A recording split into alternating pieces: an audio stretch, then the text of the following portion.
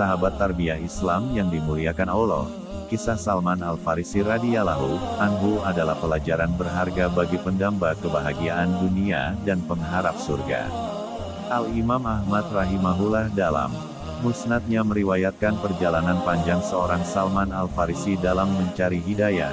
Disebutkan bahwa Salman dulunya adalah penyembah api.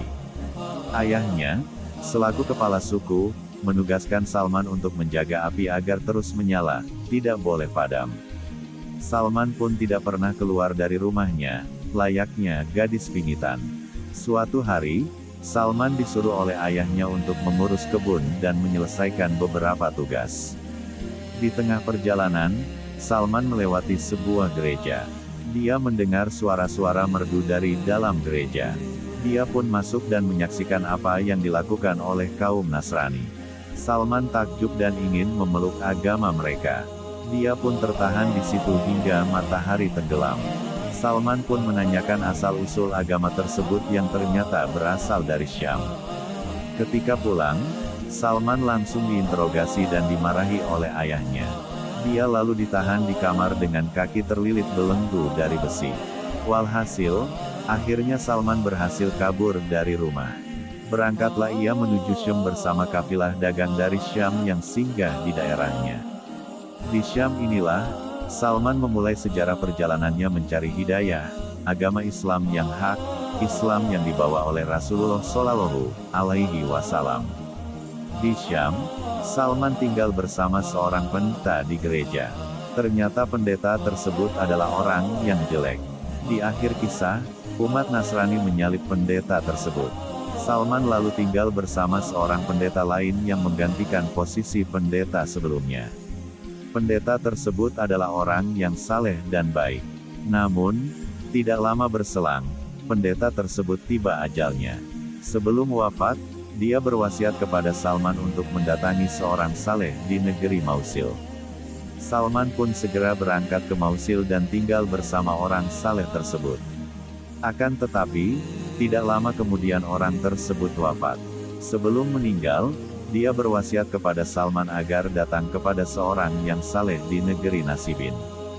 Tanpa membuang waktu, Salman bergegas menuju Nasibin dan bertemu dengan orang saleh tersebut. Salman lalu tinggal bersamanya. Namun dengan takdir Allah Subhanahu wa Ta'ala, cepat pula ajal menjemput orang ini. Dia pun wafat, setelah sebelumnya memberitahu Salman tentang seorang saleh di daerah Amuria. Di Amuria, Salman bertemu dan tinggal bersama orang saleh tersebut dalam waktu yang cukup lama. Salman bahkan sempat mencari usaha hingga memiliki beberapa ekor sapi dan kambing. Tatkala ajal tiba, orang saleh tersebut memberitakan bahwa tidak ada lagi di muka bumi ini orang yang saleh seperti dirinya. Namun, dia memberitahu Salman bahwa waktu itu telah datang masa munculnya Nabi akhir zaman. Disebutkannya pula ciri-ciri Nabi itu muncul di negeri Arab, lalu berhijrah ke daerah yang diapit oleh dua bukit berbatu hitam, di tengahnya terdapat pohon-pohon kurma. Nabi itu mau memakan hadiah tetapi tidak mau memakan sedekah, dan di antara kedua pundaknya ada tanda kenabian. Setelah orang saleh itu wafat, Salman masih tinggal di Amuriyah beberapa lama. Ketika datang kafilah dagang dari kabilah Kal, Salman meminta mereka membawanya ke tanah Arab dengan bayaran seluruh sapi dan kambing yang dia miliki. Mereka pun menyetujuinya dan membawa serta Salman. Namun, setibanya mereka di Wadi Qura, mereka menjual Salman sebagai budak kepada seorang Yahudi. Salman pun tinggal di sana beberapa waktu. Tidak seberapa lama, datanglah sepupu Yahudi itu dari Bani Quraizah Madinah. Dia pun membeli Salman dan membawanya ke kota Madinah. Sesampainya di sana, Salman langsung mengenali Madinah sebagaimana kriteria yang disebutkan oleh orang saleh dari Amuriyah. Di Madinah, Salman disibukkan oleh statusnya sebagai budak. Bersamaan dengan itu, Rasulullah Shallallahu Alaihi Wasallam sudah diutus sebagai nabi di Makkah, lalu berhijrah ke Madinah. Singkat kisah, Salman pun berhasil menemui Rasulullah Shallallahu Alaihi Wasallam di Kuba, lalu menemuinya lagi di Madinah untuk melihat ciri-ciri kenabian beliau Shallallahu Alaihi Wasallam. Semuanya telah diketahui, kecuali satu hal, tanda kenabian di antara kedua pundak beliau. Pada suatu hari, beliau Shallallahu Alaihi Wasallam mengantarkan jenazah seorang sahabat ke pekuburan Baqi. Beliau Shallallahu Alaihi Wasallam duduk di antara para sahabat. Datanglah Salman lalu mengucapkan salam kepada beliau Shallallahu Alaihi Wasallam. Tidak sabar, Salman pun langsung berputar ke belakang punggung beliau Shallallahu Alaihi Wasallam untuk melihat apakah ada tanda kenabian seperti yang disebutkan oleh orang saleh dari Amuriah.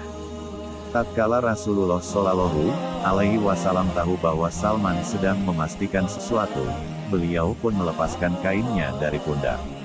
Salman pun melihat dan mengenali tanda kenabian beliau Shallallahu Alaihi Wasallam.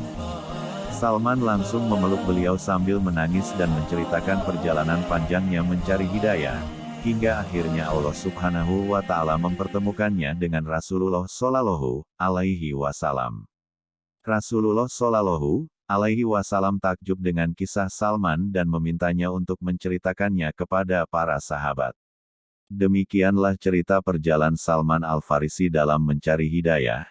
Semoga kita semua dapat mengambil hikmah dari cerita ini. Sampai jumpa di lain kesempatan sahabat Tarbiyah Islam. Wassalamualaikum warahmatullahi wabarakatuh.